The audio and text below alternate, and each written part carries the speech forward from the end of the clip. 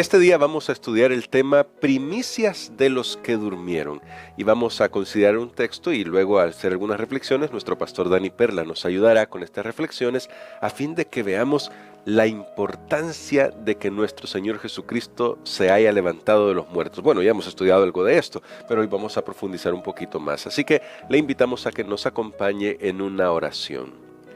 Bondadoso Dios y Padre eterno, necesitamos tu sabiduría, necesitamos de tu Espíritu Santo para el estudio de hoy y rogamos que por favor tú nos acompañes. En el nombre de Jesús. Amén. Amén.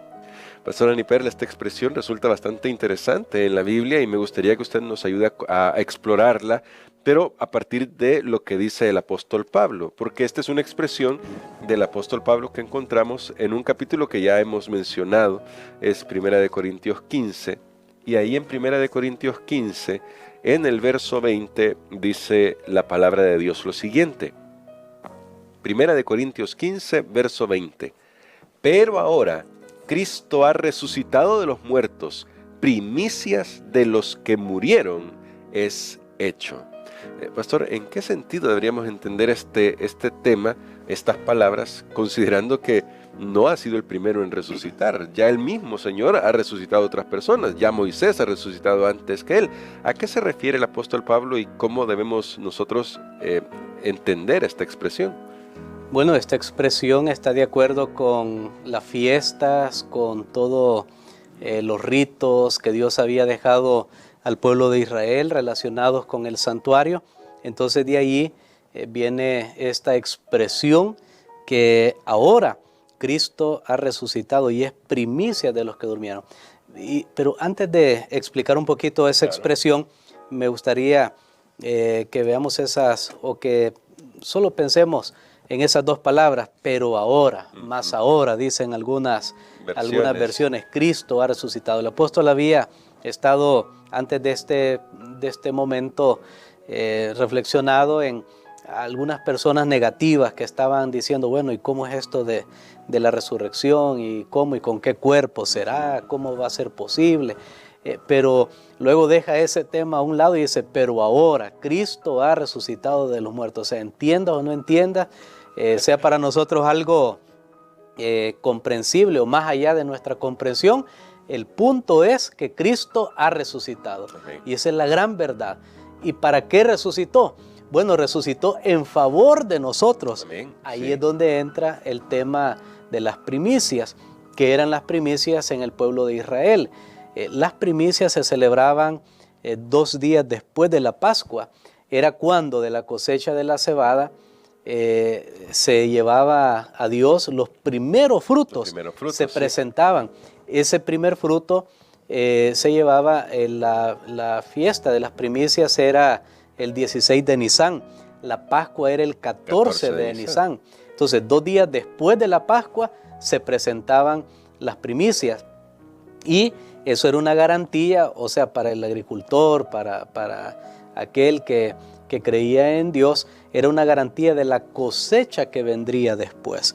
Él dedicaba al Señor la primera cosecha o los primeros frutos, claro, que salían y los dedicaba ante Dios, pero entonces no es que eso era todo lo que iba a dar, a producir la tierra, sino que eso era un adelanto de las bendiciones que Dios iba a dar, era una garantía, una certeza de que Dios bendeciría todo el fruto de la tierra.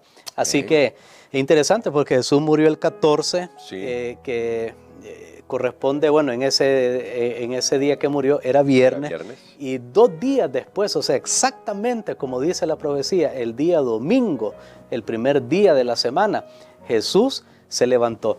Así que en su muerte Él fue cumpliendo también y su resurrección lo que ya Dios miles de años antes había dado al pueblo de Israel, que de hecho todas estas celebraciones, ordenanzas, por eso es que fueron ya descartadas, porque ya se cumplieron en la vida de Jesús. Yo no tengo que estar pensando, ven, y la Pascua, ¿cuándo la como? No, pero hoy ya hubo sustituto, ya hubo reemplazo, porque ahora se cumple en la vida de Jesús, Él es nuestra Pascua.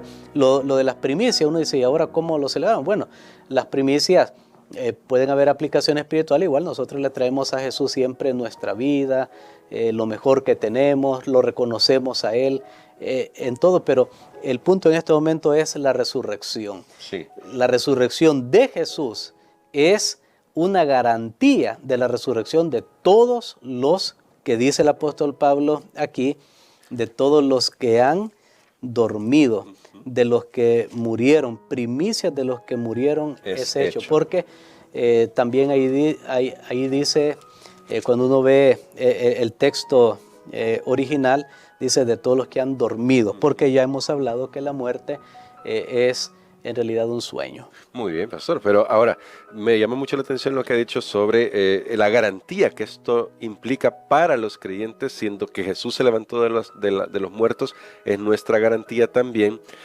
Pero ahora resulta la pregunta, ¿Jesús se levantó con un cuerpo glorificado o con el mismo cuerpo que había muerto? Es una pregunta que puede parecer extraña, pero la pregunta, tal vez mañana todavía vamos a abundar un poquito más en esto, tiene que ver con el hecho de que leemos que vamos a ver sus marcas y todo, pero su cuerpo ha sido glorificado y va a mantener las marcas de su humillación, de su crucifixión.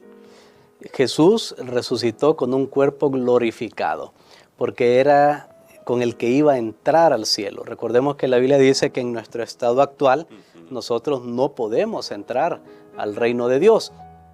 Tal vez, y aunque la pregunta puede parecer así muy sencilla, realmente no lo es. Sí. Es una pregunta muy profunda, porque a veces, recuerdan lo que hemos estudiado esta semana, que los discípulos de Jesús no lo reconocieron a Él. Y probablemente uno se pregunta cuánto habrá cambiado esa imagen de Jesús ahora con un cuerpo glorificado. Bueno, solo lo dejo ahí para el pensamiento porque no tenemos que especular. Claro. Porque al final veíamos que sí lo reconocían ya por algunas palabras, algunos la manera de orar, allá los del camino de Emaús, María, cuando Jesús ya le dice su nombre. Entonces sí habían señales, pero también algo probablemente había cambiado, pero eso no es nuestro deber y tener una respuesta para eso. Pero era un cuerpo glorificado y un cuerpo que conservaba las marcas de su crucifixión, que de hecho solo en el caso de Jesús va a pasar eso, porque algunos dicen, bueno, si Él conservaba las marcas de la crucifixión, o sea, de su suplicio, su sufrimiento, ¿qué va a pasar con nosotros? ¿Qué va a pasar con nosotros? ¿Será que yo me voy a levantar ahí con ese cáncer, con esa...? No, por eso es que recordemos, Cristo murió por nosotros. Amén. Él pagó la culpa, Él siempre, para siempre, hay declaraciones ahí en la Biblia. De hecho, hay algunos textos que podemos explorar. Usted puede explorar ahí, por ejemplo, en Zacarías, que dice que se pregunta, ¿qué son esas marcas que tienes en tus manos? Pablo decía, yo llevo los estigmas del cuerpo de Cristo. Entonces, sí, el cuerpo de Jesús conservaba, y es lo que Tomás había dicho. Bueno, quiero ver, tal vez los discípulos le habían dicho, mire, tienen las marcas. Y él había dicho, si no pongo mi mano, porque ya le habían mencionado eso. Pero en el caso de nosotros, afortunadamente, pues nos levantaremos sin marcas de las señas del pecado. Amén. Bueno, esa es nuestra esperanza. Es un tema bastante amplio, pero por eso vamos a seguir estudiando durante estos días, el día de mañana viernes todavía y durante todas las semanas que quedan, para saber lo que Dios va a hacer con nosotros. Pero hoy, pastor, queremos invitarle a orar por nosotros para que nos acordemos siempre de esto. Jesús se levantó como nuestra garantía de que también nos vamos a levantar porque hemos puesto nuestra fe en Él. Amén. Padre, te damos gracias, Señor, porque tenemos la garantía, la promesa, la seguridad de que vamos a vivir. Amén. Vamos aunque nuestros cuerpos en decadencia un día van a la tumba, al descanso, pero hay una vuelta a la vida, porque Jesús lo prometió, porque Él lo logró por nosotros. Ayúdanos, Señor, a poner siempre nuestra fe, nuestra confianza, nuestra certeza en la resurrección de Cristo. En el nombre de Jesús. Amén. Amén.